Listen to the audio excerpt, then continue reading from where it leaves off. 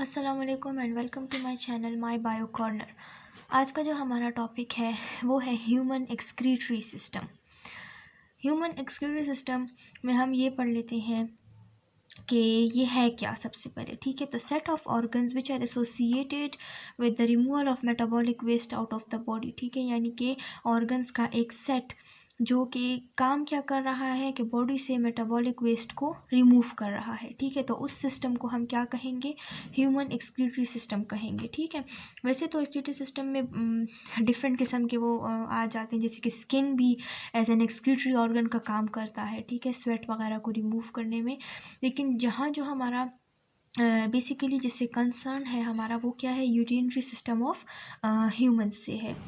तो हम यहाँ से स्टार्ट लेते हैं कि यूरिनरी सिस्टम ऑफ ह्यूमन क्या है कि the organs which form store and remove urine from the body make a system called urinary system. Urinary system क्या करता है कि इसमें वो ऑर्गन्स शामिल हैं जो कि यूरिन बनाता है। ठीक है, फिर वो उसको स्टोर करता है और फिर उस यूरिन को बॉडी से आउट करता है, रिमूव करता है। सो ये हमारे पास सारा एक सिस्टम बन जाता है, बनाता है, और उसको हम क्या कहते हैं? फिर यूरिनरी सिस्टम कहते हैं। ठीक है, यूरिनरी सिस्टम के फिर कंपोनेंट्स हैं हमारे। ठीक है, तो उस कंपोनेंट्स में सबसे पहला जो कंपोनेंट आता है वो हमारे पास है किडनी।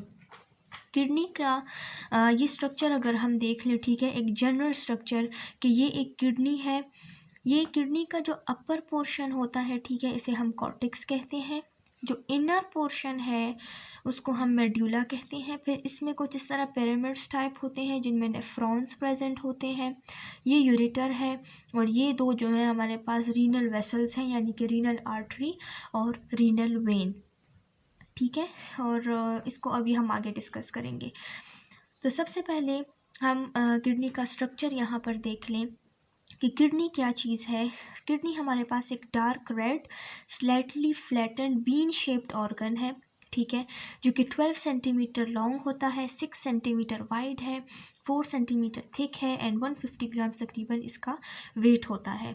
इसके अलावा ये प्रेजेंट कहाँ पर होती है? ये किडनीज जो है हमारी against the back wall of abdominal cavity just below the diaphragm. ठीक है, डायफ्राम से थोड़ा सा नीचे और एब्डोमिनल कैविटी की बैक वॉल यानी कि डॉर्सल साइड पर ये प्रेजेंट है। ठीक है, one on either side of the vertebral column, यानी कि फॉर एग्जांपल ये वर्टिब्रल कॉलम है। ठीक है, सो एक यहाँ पर प्रेजेंट है और एक यहाँ पर पीछे की तरफ। ठीक है, हमारी बॉडी के पीछे की तरफ डॉर्सल साइड पर ये प्रेजेंट है।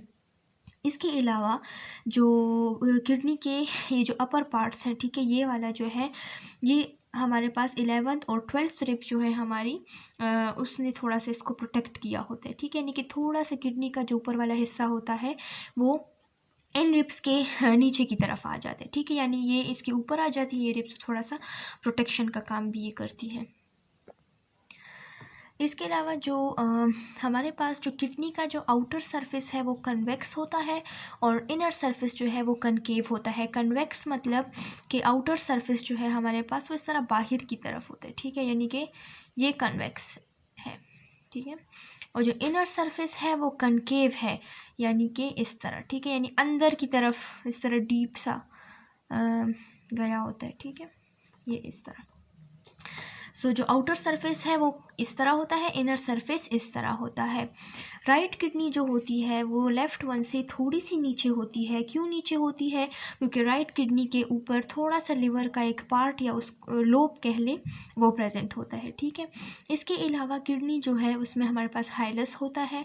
हाइलस क्या है? यानी कि ये जो डीप नॉच या प्रोजेक्शन कह लें या जो भी, ठीक है, ये जो यानी उस सारी जगह जहाँ पर ये रीनल वेसल्स वगैरह यूरेटर वगैरह जहाँ से निकले होते हैं। ठीक है, ये सारा पोर्शन मैंने बनाया भी हुआ है यहाँ पर। ये क्या है? ये हाइलस है। ठीक है, हाइलम भी कह सकते हैं, हाइलस भी कह सकते हैं। इसके अलावा किडनी जो है हमारे पास किडनी को एक टफ मेम्ब्रेन ने कवर किया होता है और उस मेम्ब्रेन को हम क्या कहते हैं? Renal peritoneum. ठीक है, फिर क्या लिखा हुआ है कि किडनी जो है हमारे पास तकरीबन हर एक कार्डियक बीट, यानी कि एक बार जो है दिल एक बार धड़कता है ना, यानी कि एक कार्डियक बीट से तकरीबन 20% ब्लड जो है वो किडनी को रिसीव होता है। ठीक है, यानी कि 1.2 लीटर्स पर मिनट, 1 मिनट में 1.2 लीटर ब्लड जो है वो किडनी को रिसीव होता है। रीनल आर्टरी क्या है कि वो या नर्व्स जो हैं ये किडनी में अंदर जाती हैं और रीनल वेन और यूरेटर जो है वो किडनी से बाहर निकलती है, ठीक है। और कहाँ से? ये सिहाइलस, ये जो पोर्शन है इस पोर्शन में से। रीनल आर्टरी क्या करेगी कि ये हमारे पास जो हार्ट से किडनी की तरफ ब्लड लेके आएगी, और रीनल वेन क्या करेगी कि किडनी से हार्ट की तरफ ब्लड लेके जाएगी, ठीक है। तो ये तो था हमारा जनरल किडनी के बारे में।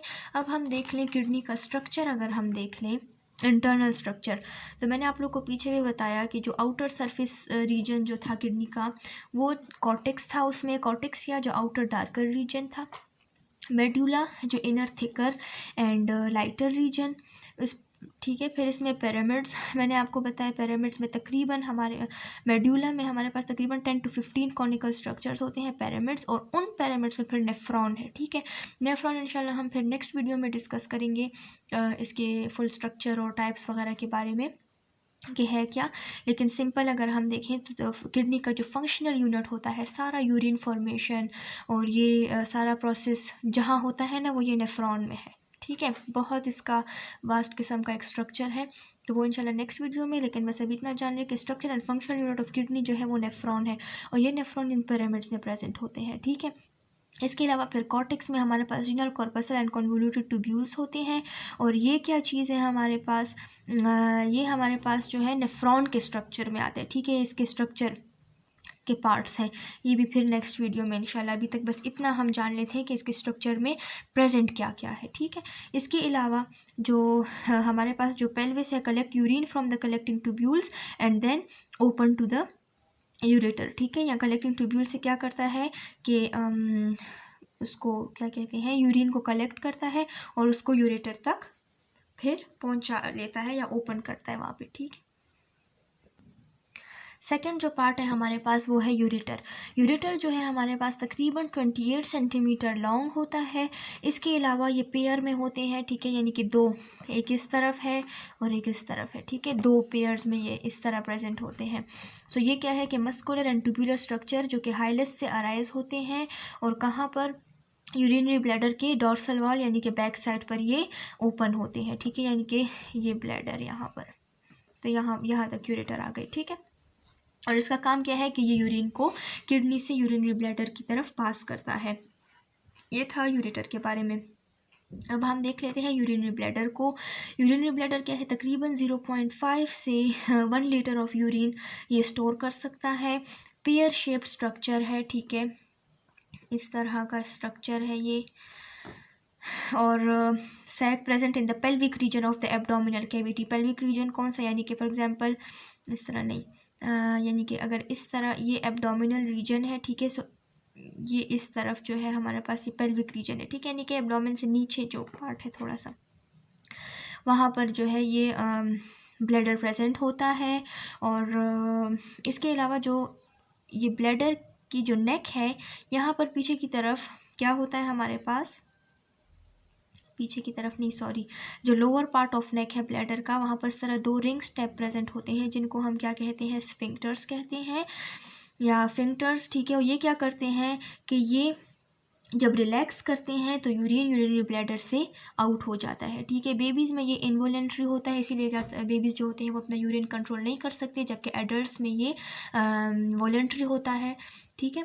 तो ये रिलैक्स होंगे तो यूरिन बाहर जाएगा, ये रिलैक्स नहीं होंगे तो यूरिन ब्लैडर में ही रहेगा, ठीक है। इसके अलावा act of emptying the bladder को हम क्या कहते हैं, मैक्चुरेशन कहते हैं, ठीक है।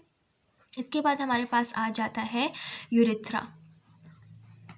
यूरेथ्रा क्या चीज़ है, बिल्कुल जो एंड पोर्शन है, ठीक है, यानी कि ये ब्लैडर है, ठीक है, यहाँ पर बिल्कुल जो एंड पोर्शन है ये यूरेथ्रा है।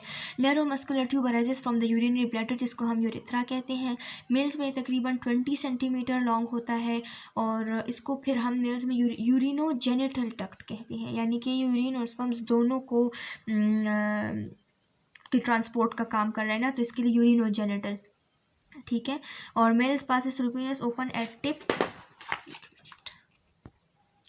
Tip by the urinogenital aperture, ठीक है। और ओपन कहाँ होता है, यूरिनोजेनिटल एपर्चर।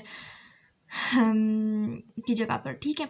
और फीमेल में ये तकरीबन 2 to 3 सेंटीमीटर लॉन्ग होता है और सिर्फ यूरिन कैरी करता है। इसके लिए वहाँ पर यूरिन और जेनिटल यानी कि वो स्पर्म्स और यूरिन दोनों का वो काम कर रहा था, लेकिन यहाँ पर ये सिर्फ यूरिन को पास आउट कर रहा है, तो इसीलिए यहाँ पर सिर्फ यूरिनरी अपर्चर हो गया and open near the vagina, ठीक है।